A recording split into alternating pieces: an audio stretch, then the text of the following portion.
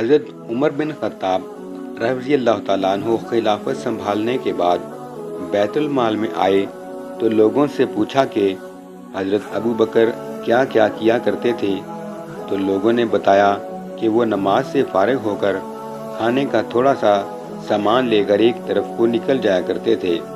آپ نے پوچھا یہ کہاں جاتے تھے؟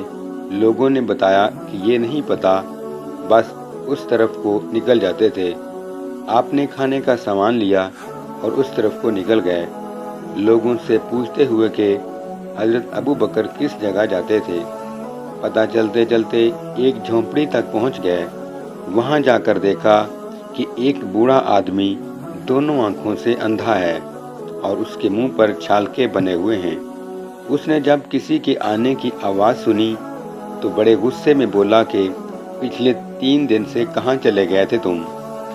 آپ خاموش رہے اور اس کو کھانا کھلانا شروع کیا تو اس نے غصے سے کہا کہ کیا بات ہے، 1-2-3 دن بعد آئے ہو اور کھانا کھلانے کا طریقہ بھی بھول گئے ہو؟